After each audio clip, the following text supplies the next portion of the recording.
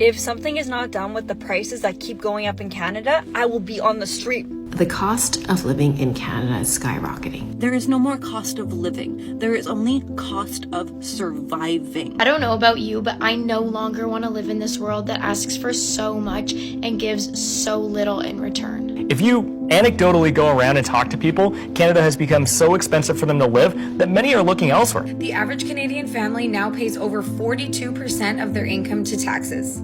Yeah, we're finished.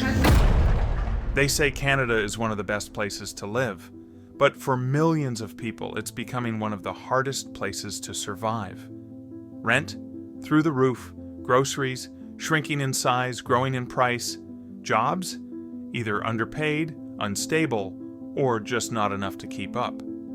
And inflation? It's not just a number, it's a daily punch to the gut. In 2025, half of Canadians are living paycheck to paycheck. That's not a statistic. That's your neighbor, your coworker, maybe even you. Food prices have jumped more than 20% in the last 2 years. Shrinkflation means you're paying more for less. Smaller cereal boxes, thinner toilet paper, fewer chips in the bag. And rent? In cities like Toronto and Vancouver, average monthly rent for a one-bedroom is now over $2,300. Even immigrants who came chasing the Canadian dream are reconsidering. 40% of recent newcomers say they're thinking of leaving Canada altogether. Not because they don't love it here, but because they simply can't afford to stay. This isn't just a crisis, it's a slow erosion of dignity, of stability, of hope. So in this video, we're not sugarcoating anything. We're showing you the raw, unfiltered reality, straight from the voices of Canadians who are living it. Because if you're struggling, you're not alone. And if you're angry, you're not wrong. Let's break it down. Canada has become such an expensive place to live, and there are so many people that are now priced out of the market. It's increasingly challenging for people to live near where they work. It's increasingly challenging for people to pay for their groceries on a daily basis. And whether or not we're in a technical recession, it's kind of besides the point. If you anecdotally go around and talk to people, Canada has become so expensive for them to live that many are looking elsewhere. They're looking at different provinces, and in some cases different countries, or maybe they're reconsidering whether they should be coming to this country because expenses are so high. Yeah. And that is a serious problem. It's political, but it's really economic because it's going to make Canada a less competitive place in the world. I don't know about you, but I no longer want to live in this world that asks for so much and gives so little in return. Groceries feel like a luxury. 9 to 5, climb the corporate ladder and stare at a screen all day? Bullshit. 2 weeks off a year? Bullshit. White picket fence dream? Bullshit. Retirement age 65, if you even make it that far. And if you do, you'll just spend your pension on medical care. Bullshit. Toxins, chemicals, pesticides on our foods, in our air, our water, those industries profiting off people getting unwell, and no cure for the C word. Fat fucking bullshit. I will never, ever be able to wrap my head around why people defend this way of living.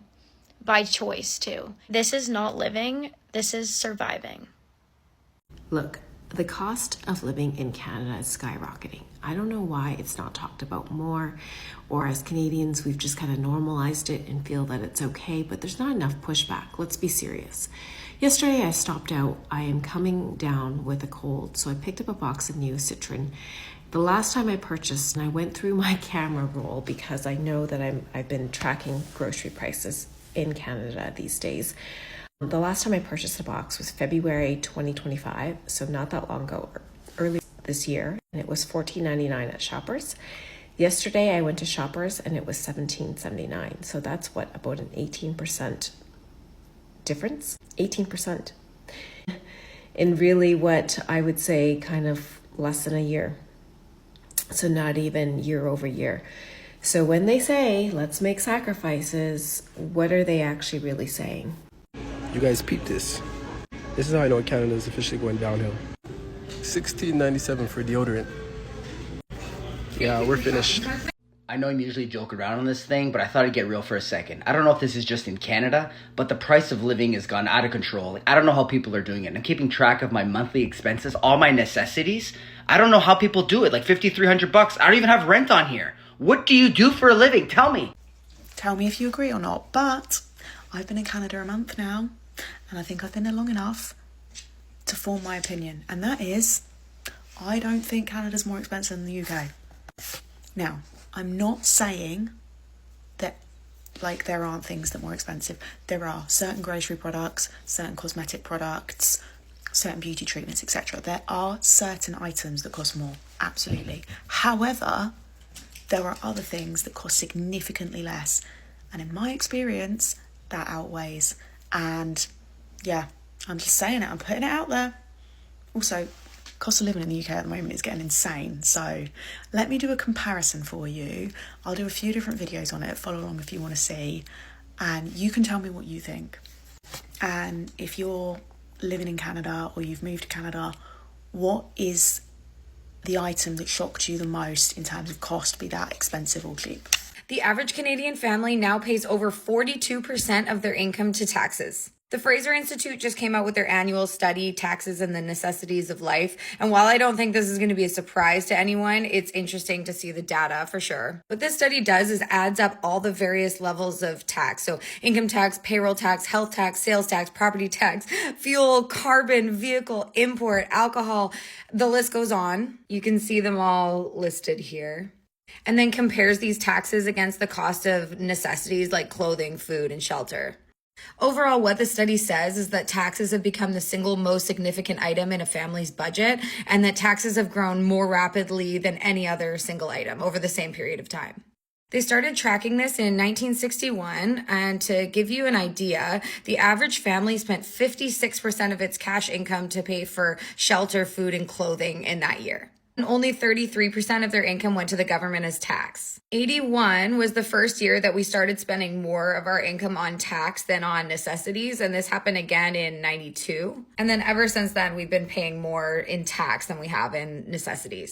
So this isn't really anything new, but I think the most alarming part of this is we can see how tax continues to pull away far above any of these other necessities. Like, this is adjusted for inflation. This means our spending on tax is just astronomical. And then in the commentary to this study, they reference another study that talks about how 2/3 of Canadians consider the amount of tax that they pay unacceptable. And that most, like 55% of Canadians, are dissatisfied with the Canadian government's accountability and transparency in spending. So overall, most Canadians are spending more on tax than they are on food, shelter, clothing combined, but they don't feel like they're getting any value for their tax dollars. Let me know what you think. Man, what an onslaught of terrible news for us Canadians this week. And no, I'm not talking about the Blue Jays losing in the World Series. Devastating news, yes, but that's not what I'm talking about. I'm talking about the Bank of Canada governor coming out and saying we have to lower our standard of living in Canada. That is both embarrassing and alarming. Canadians pay some of the highest income taxes and other taxes in the world. 42% of the average family's income goes towards taxes. And what do we have to show for it? Apparently nothing. This gentleman over here, the governor of the Bank of Canada, comes out and says we got to lower our quality of life pretty much. We got to lower our standard of living. While all this is going on, Mark Carney comes out and says Budget 2025 will help make generational investments to help build up our economy. What the hell does that even mean, Prime Minister Carney? Generational investment? That just sounds like you want to tax us more, especially young Canadians who can't afford to be taxed more. We're going to be paying off this debt for the rest of our lives. We are going to be a slave to this system if this continues. And it was just announced that your new budget is going to rack up over $78.3 billion of debt. Who's going to be paying that off? Us, the next generation of Canadians that won't be able to afford a house or do all of the other things that our parents and grandparents were able to do before us. But hey, what do I know? Keep spending money we don't have, keep letting in millions of immigrants, keep allowing criminals to go back out on the streets, and keep voting Liberal. Keep doing all those things if you want to destroy Canada. Well done. Let's talk about what it actually feels like to live in Canada right now. Not the glossy brochure version, not the tourist fantasy, the real version. The one where you open your fridge and wonder, how cheese became a luxury item. The one where you check your bank account after paying rent and think, cool, I can afford air because this isn't just about numbers. It's about people, real people, struggling, stretching, breaking. Let's start with the basics. Rent. In cities like Toronto and Vancouver, rent has become a full-blown horror story. A one-bedroom apartment? That'll be $2,300 a month. And no, it doesn't come with a butler or a view of the Eiffel Tower. It comes with peeling paint, noisy neighbors, and the constant fear of eviction. Even smaller cities aren't safe anymore. Halifax, Calgary, Ottawa, rents are rising everywhere. And if you're a student, good luck. You'll either live in a shoebox or share a room with 6 strangers and a raccoon named Gary. Now, let's talk about groceries. You walk into the store with a list. Bread, eggs, milk, maybe some fruit. You walk out with 2 items, a receipt that looks like a ransom note, and a deep existential crisis. Shrinkflation is the new normal. Your cereal box looks the same, but inside, it's 30% air and 70% disappointment. Chips? Half the bag is just a crunchy echo. Toilet paper? Thinner than your patience. And don't even get me started on meat. Chicken prices have soared. Beef is a luxury. Salmon? That's for people who own yachts. So what do people do? They cut back. They skip meals. They buy less. They stretch everything. And still, it's not enough. Now, let's zoom out to the job market. Canada loves to talk about job creation. We added 40,000 jobs this month. Great. But what kind of jobs? Part-time, gig work, contract roles with no benefits, no security, and no future.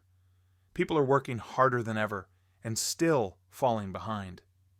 You've got folks juggling 2 or 3 jobs just to stay afloat, and even then, they're drowning. Wages haven't kept up with inflation.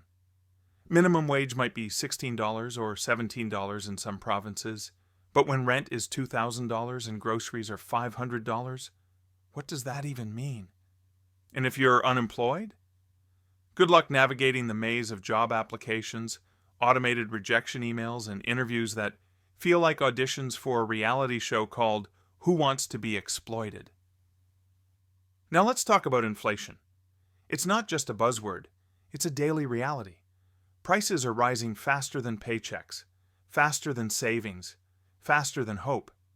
Gas prices fluctuate like mood swings. Utility bills creep up quietly.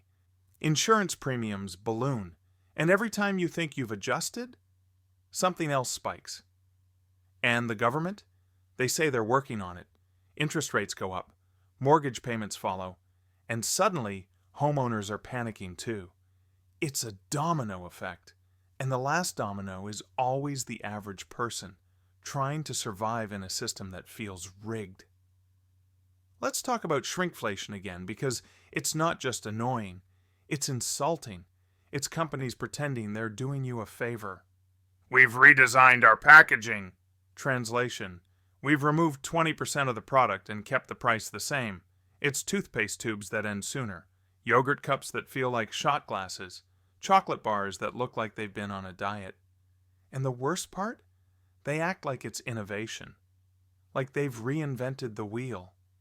Number. You've just made the wheel smaller and charged more for it.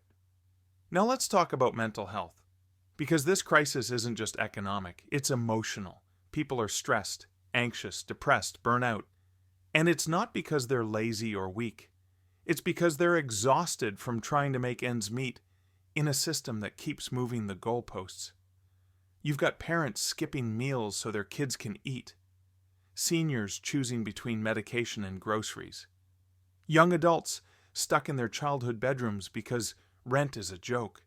And through it all, there's this pressure to stay positive, to hustle, to grind, to manifest abundance. But how do you manifest abundance when your fridge is empty? Let's talk about immigrants. Canada loves to brand itself as welcoming. And yes, many people come here with dreams. But reality hits hard. 40% of recent immigrants are thinking of leaving. Not because they hate Canada, but because they can't afford to stay. They face job discrimination, credential barriers, and housing nightmares. They're overqualified and underpaid, and they're tired. They came for opportunity. What they got was survival mode. Let's talk about families. Raising kids in Canada used to be hard. Now it's borderline impossible. Childcare costs are brutal. School supplies are expensive. Extracurriculars, forget it. And feeding a growing child? That's a full-time job. Parents are working overtime, sacrificing everything, and still feeling like they're failing. And the guilt? It's crushing. I just found out that the city that I live in, that I was born, raised, grew up in, is now the third most expensive city in the entire world. I live in Canada. You hear cities like New York being the most expensive. It's known to be the most expensive. But you know something is wrong when you live in Canada and they say, oh, you have freedom, you have this, you have that. But we're just living to work here. There's no enjoyment. If you just want to have an impromptu fun brunch or go out with your friends once in a while, you have to plan it. You can't just go out anymore. You have to actually plan and budget it into your money, or you will be in debt. We're actually probably all in debt. Probably 99% of us are in debt because the wages that we get in Canada versus what we actually are paying, it doesn't match up. No one can afford to live like we do. I was just talking to this girl from Colombia, and she said she went to LA, and she said their groceries are 1,000 times cheaper than ours. She went into this store called Ali, I think, and she said she was in a state of shock of how cheap your produce is, how cheap your meat is, how cheap it is to actually make a meal at home. You go to a grocery store in Canada and you want to maybe buy 5 apples, you're maybe paying like $6-7, I'm not even joking, for apples that are grown off a tree. I maybe will buy 4 products at a grocery store, 5, and I'm spending over $20 hands down. Even toilet paper that you use to wipe your ass with is being charged for like $10. And I'm like, I don't even want to buy it. Maybe charge $3, $4. No, minimum 10 for toilet paper. Our minimum wage here is $17 an hour. So if you want to go buy some toilet paper, that's more than half your hourly wage. If you want to drive, our gas is $2 a liter. More, it's minimum $2 a liter. It's going up all the time. I live in Vancouver and the rent is absolutely insanity here. It goes up every year. People have to live out in the burbs because they can't afford to live in the city anymore. If you want to be in Vancouver, they're charging for a studio tiny little shack in downtown over $2,000 a month for one person. People are working 3 jobs just to live in this city. It's actually crazy, and they're still struggling to pay their bills. They're just living paycheck to paycheck. They're not even getting to really enjoy their life. And at this point, it's just kind of like, are we having fun? I didn't sign up to work to live the bare minimum of life, just to scrape by. And this only happened when COVID hit. Before that, it was all tolerable. And then COVID hit and everything skyrocketed. And it's actually gone out of control. The homelessness is insane in the city. And I'm like, I feel you. Because if I am not careful, I could so easily be homeless. So many of us could so easily be homeless. It's scary. It's a scary reality. Canada is not a great place to live anymore. The cost of living in Canada is sick. There is no more cost of living. There is only cost of surviving. My girlfriend and I met for coffees the other day, and she owes a little bit of money to the government, and she was crying to me, saying, I don't know what to do. I'm working 3 jobs. I'm a single mother. Like, I can't afford to live here anymore. So she had a call with the CRA, and the CRA ripped her apart. They said, it is unacceptable that you have not maxed out your credit cards to pay us. It is not acceptable that you are paying $1,000 a month in groceries for yourself and your 3 children. You need to cut back. So she said to them, you're telling me that you want me to take the food from my children's mouth to pay your greedy ass, when it's your fault that fucking groceries are astronomically priced right now. We are all in this together. We are all suffering together. The cost of living is killing people. Families are falling apart. People don't get to see their children because they have to work 2, 3, 4 jobs. I need to let people know that there's another way. And I'm telling you, you need to start looking into the world of digital marketing, digital products, digital sales. These are all things that you can do at home.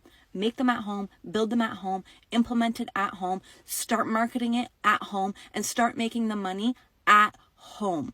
Working your 9 to 5 is barely getting you by. You're never going to get ahead, but I'm telling you, you need to do something because this isn't going to get better. Watch what's going to happen in the housing market this year. Watch the price of groceries, watch the price of gas. Like, we're not getting relief. This is not going away. So how are you going to get on top of it? What are you going to do to make sure that you and your family can survive? Fuck surviving. What are you going to do so that you and your family can thrive? Because it is possible. All you need to do is take the first step. If something is not done with the prices that keep going up in Canada, I will be on the street. I will be literally on the street corner next week, panhandling, asking for some change. It's comical how our wages aren't going up, but the price of everything around us skyrocketing. And it's not near as bad in America as it is in Canada. It's 1,000% worse in Canada. Every aspect, we can't catch a break. Groceries are now like triple the price. I just saw a video on TikTok and this girl was like, isn't this expensive for what this is? And it was a vegetable platter, not even like expensive vegetables, literally carrots, some broccoli, some cucumber, a little cherry tomatoes. It was a decent sized platter. But it wasn't anything crazy, and that was being charged $45 for the platter. Over double the amount that would used to be. You know, like a normal platter like that probably would go for about $15 to $20. It's $2.50 for an apple. When you're weighing to get an apple, it's $2.50 per pound for an apple. I haven't gotten a facial in so long, and when I was in high school I used to go to this facial place all the time and get, you know, my skin cleaned out. It's been quite a few years since I've actually been to this facial place, but I was like, you know what, I'm gonna treat myself to a facial. They used to charge me $50 before tax, and I just looked it up now. It was $89 before tax. They're not doing anything more magical. They're now charging me $40+ more for a facial. That's how much it's gone up. We have the most expensive gas prices in the world. We have the most expensive car insurance in the world. Every aspect where you would think maybe I could save some money, you can't save any money. And then on top of that, our rent is one of the most expensive in the world. We're paying millions and millions of dollars for the land. So you could have a broken down, running, rotting house that's falling apart with rats in it, and you'd be charged millions of dollars for this house just because of the land of it. That's how expensive it is to live in Canada. I'm talking about specifically Vancouver. I don't know if it's like this in other parts of Canada as much, but it is becoming insane. I'm saying if the prices keep going up and the wages aren't going to be going up, then how do you expect us to live? Where are we going to be living? How are people going to pay off their debt? If you have debt, you're basically just going to keep working to pay off the minimum of your debt. You're never going to be able to pay it off. It's not a way to live. So now you've seen it. The clips, the voices, the frustration, the facts. This is Canada, not a dystopian novel, not a post-apocalyptic wasteland. Just Canada, right now, in 2025. And if you're watching this thinking, this can't be real, it is. If you're thinking, this shouldn't be normal, it shouldn't. And if you're thinking, how did we get here, mate? Well, buckle up, because this isn't just a cost of living crisis, it's a crisis of meaning, of priorities, of basic human decency. Let's rewind. We were told Canada is one of the best places to live. Clean air, good health care, friendly people, maple syrup, moose. But what they didn't mention was the part where you pay $2,300 a month to live in a shoebox with a broken heater and a landlord who thinks maintenance is a myth. They didn't mention the part where you walk into a grocery store and leave with 3 items, a receipt that looks like a ransom note, and a deep sense of betrayal.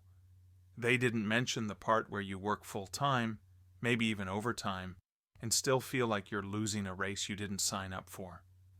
Because this isn't just about rent or groceries or gas, it's about erosion.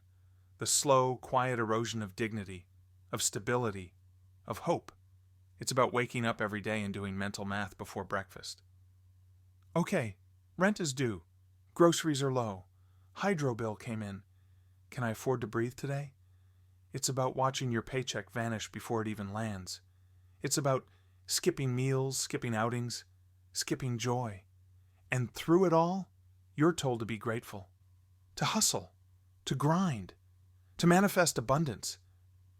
But how do you manifest abundance when your fridge is empty?